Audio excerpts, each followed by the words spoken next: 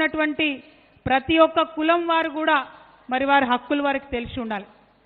బీసీలలో ఉండేటటువంటి ప్రతి ఒక్క కులానికి సంబంధించిన వారు, ప్రతి ఒక్క జిల్లాలో ఉన్నటువంటి వారు చైతన్యం తెచ్చుకోవాలి. ఇంకా అనేకమైన కులాలు ఉన్నాయి. వార్డు మెంబర్ కూడా రానటువంటి కులాలు బీసీలలో చాలా మంది ఉన్నారు. సర్పంచులు కానటువంటి వారు బీసీలలో ఉన్న అనేకమైన కులాల వారు ఉన్నారు.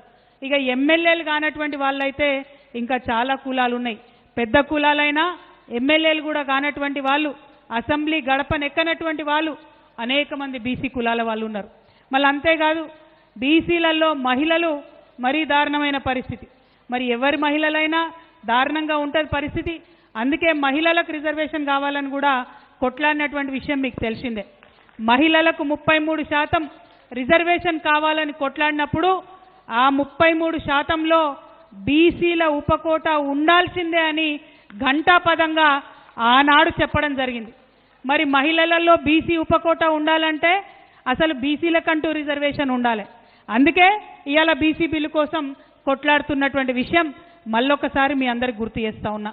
మరి ఇక బీసీలకు సంబంధించినటువంటి సమావేశం పెట్టుకుంటున్నామంటే మెదక్లో చాలా మంది పెద్ద పెద్ద వాళ్ళు కూడా భయపెట్టిందట.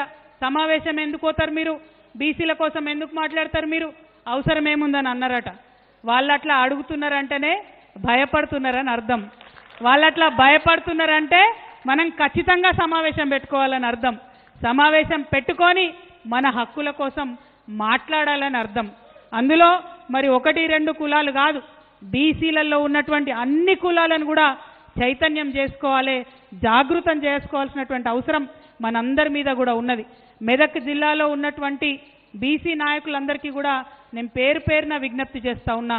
ఇది రాజకీయ వేదిక కాదు, ఇది మానవ హక్కుల వేదిక. బీసీల హక్కులు సాధించడంలో మానవ హక్కులు దాగిలేవా అని నేను అడుగుతా ఉన్నా.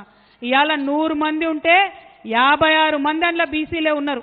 మరి 56% సంబంధించినటువంటి ప్రజానీకం యొక్క హక్కుల్ని కోరుతా ఉంటే అది మానవ హక్కుల విషయం కాదా, అది ప్రజా హక్కుల విషయం కాదా అని ఈ సందర్భంగా మీ అందరినీ కూడా నేను మనవి చేస్తా ఉన్నా. బీసీలలో ఉండేటటువంటి మేధావులను, విద్యార్థులను, ఆడబిడ్డలను నేను హృదయపూర్వకంగా విజ్ఞప్తి చేస్తా ఉన్నా. ఇప్పుడు మాట్లాడాల్సినటువంటి సందర్భం వచ్చింది. మాట్లాడే సందర్భంలో ఖచ్చితంగా నోరు విప్పి మనందరం మాట్లాడాలి. ఒక కథ చెప్తుంటే మీ తెలంగాణ ఉద్యమంలో మనం ఏం కథ అది, ఒక ఆయన ఉంటాడట.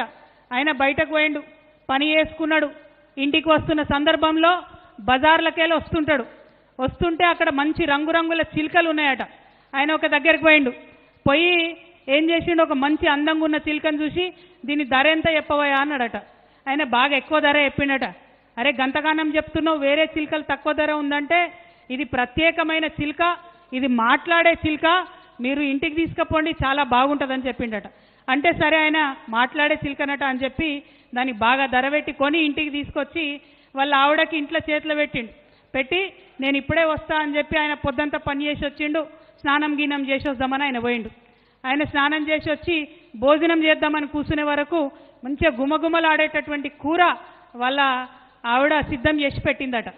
తిందామని చూసుకుంటా, అవునమ్మా ఏమాయే మరి నేను చిలుక ఇస్తే కదా ఏది అని అడిగిండట.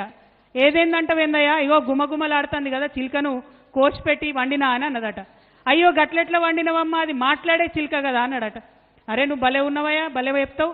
మాట్లాడే చిలుక అయితే నేను దాన్ని పంజరంలోకి వెళ్ళి బయటకు తీసినప్పుడు మాట్లాడాలి, అంతేనా?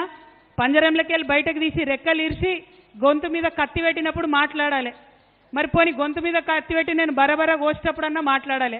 అది ఎప్పుడు మాట్లాడకపోయి అది మాట్లాడుతుందని నాకేం తెలుసు అని ఆమె అన్నదట. అవునా కాదా? మరి నిజంగానే మాట్లాడే చిలుక అయితే ఎప్పుడో ఒకసారి మాట్లాడాలి. ఇక బీసీల పరిస్థితి కూడా గట్లే ఉంది. ఇవాళ మాట్లాడకపోతే మన పరిస్థితి కూడా చిలుక పరిస్థితే అవుతుంది. ఎవరు అడగకపోతే, అడగాల్సిన సమయంలో అడగకపోతే తీరని నష్టం చరిత్రలో జరిగేటటువంటి పరిస్థితి ఉన్నది. మనం కొట్లాడితే, మనం ఎంటబడితే కామారెడ్డి డిక్లరేషన్ ఏదైతే 42% పెట్టినరో ఆ బిల్లు ఇవాళ అసెంబ్లీలో వచ్చింది. ఆనాడు అసెంబ్లీలో బిల్లు పెడతామని మాట్లాడితే ఇక్కడ ఇదే జాగృతి వాళ్ళు, ఇదే యునైటెడ్ పూలే ఫ్రంట్ వాళ్ళం ఆ రోజు ఏమన్నాం, ఒక్క బిల్లు పెడితే ఎవరన్నా కోర్టుకు పోతే బిల్లు ఎగిరిపోతుంది, 3 బిల్లులు పెట్టాలని అడిగినాం. రాజకీయాలకు వేరే బిల్లు పెట్టాలి, విద్యకు వేరే బిల్లు పెట్టాలి, ఉద్యోగాలకు వేరే బిల్లు పెట్టాలని అడిగినాం. అడిగితే అప్పుడు చాలా మంది మేధావులు నవ్విండ్రు. అగో ఒకటి కాదట